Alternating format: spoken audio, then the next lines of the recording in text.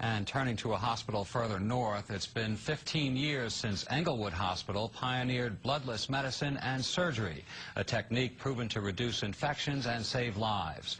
Now the Department of Defense wants its military doctors to learn it, so the DOD has turned to Englewood for training. NJN News health and medical correspondent Sarah Lee Kessler has that story. Say money. Money.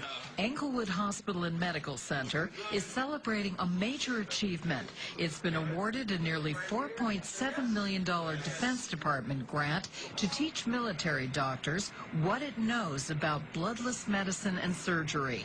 The hospital is an internationally recognized leader in the field. To date, it's treated more than 50,000 patients. Congressman Steve Rothman, who's a big supporter of the hospital, he was born here, says he lobbied for the grant after learning about the program.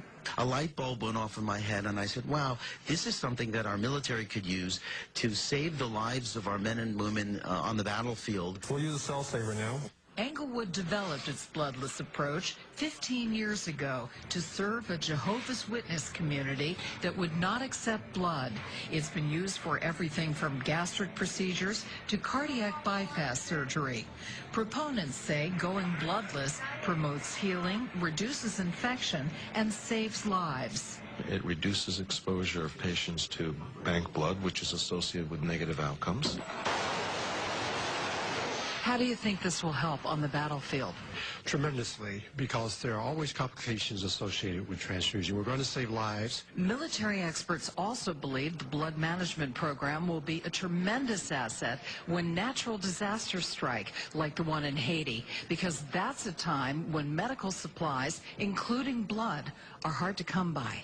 We should use transfusion as the last resort. Dr. Aryeh Shander is founder and executive medical director of Englewood's Bloodless Medicine program. He says with military doctors, he'll focus on the importance of the cell saver, which collects and recycles a patient's own blood. Here's an opportunity with a cell saver to collect the patient's own blood that's shed from surgery, wash it, and then return it as fresh, autologous, meaning your own blood back to your circulation. The hope is that bloodless medicine will improve survival rates for wounded soldiers. Sarah Lee Kessler, NJN News, Englewood.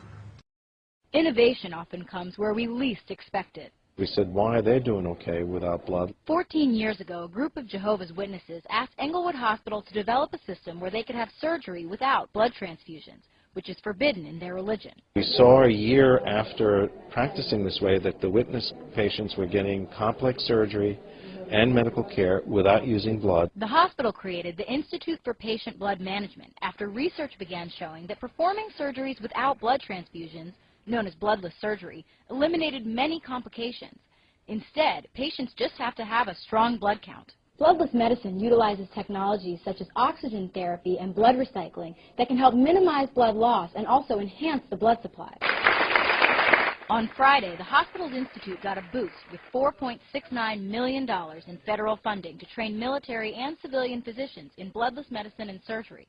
The lower cost of performing surgery without transfusions made it a particularly appealing government program. When one can reduce complications, reduce infections, reduce durations in the hospital, reduce mortality as a result of surgeries, and save money at the same time, that's a grand slam. The program will be run through the U.S. Army and aims to help Army doctors become less dependent on blood supplies in war zones or trauma situations. The complication list is very long, and so we only want to use blood transfusion as a last resort. As the Institute uses bloodless medicine for more varied surgeries, the hope is that it will soon become the standard method. Bloodless medicine and surgery can be applied across the board to transplantation, to trauma, to anything else. Now with a larger platform to spread the new methods across the globe.